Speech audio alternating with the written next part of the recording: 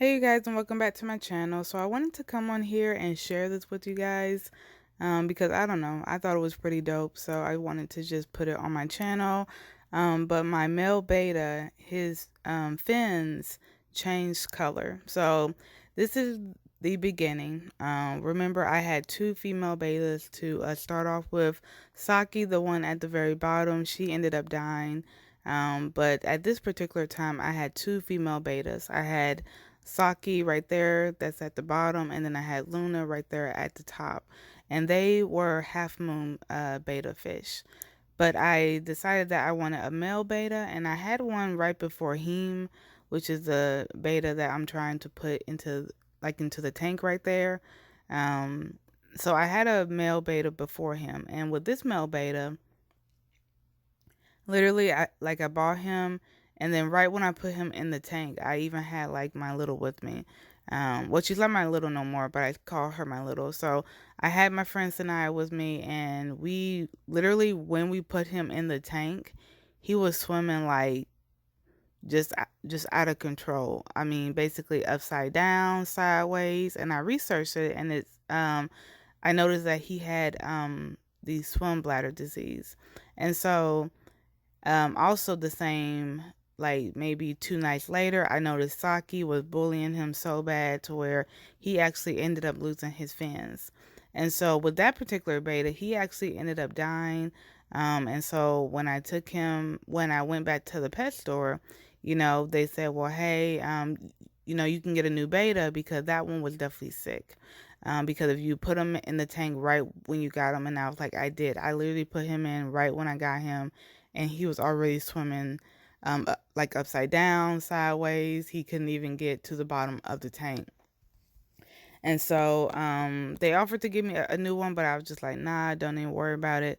But I went back later on and got a new male beta. So this one was a Dumbo half moon. And I noticed that like when I put him in the tank, at first he was kind of just chilling, just kind of doing his own thing.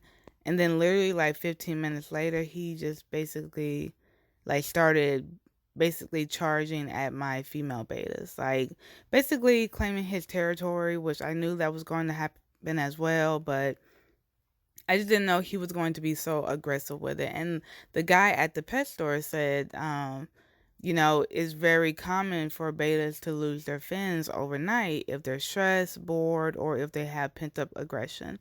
And I think that's what happened here because with him, it's like when I put him in the tank, I had him in that little quarantine part that you guys saw right at the beginning.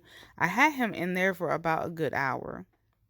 And then literally when I let him out, like I said, he was doing his own thing. He was chilling. He was kind of just by the filter, and then he literally just snapped and he started charging at both of my female betas.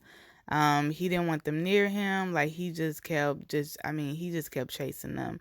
I even got up like 2 hours later at like 11 o'clock, and I looked, and he was still like chasing them around. Like it was crazy. Like, I mean, he couldn't even. He was just doing way too much, like way, way, way too much. And I think that what I should have done is basically like separate them, but I didn't think it was like that pressing because he wasn't really like nipping at them. Like he was kind of just charging at them, and I researched it like, hey, he's making sure that they know like, hey, this is my territory. But at the same time, my my tank is only 5 gallons. Like I don't have a 10-gallon tank, which I am about to get a 10-gallon tank, and I'm gonna tell you guys why in a moment. But like I said, Saki ended up dying, so now I just have Luna and him. But like I said, like I think this is why he lost his fins, because I mean look at him, he was doing the most. I mean, just for no reason. And so um literally the next morning I woke up and I was like tending to my plants, and I was just kind of just walking around, and I noticed that like I couldn't see him. Like for some reason I was walking back and forth to my tank and I couldn't see him. But let me show y'all. Okay, so look at these pictures right here.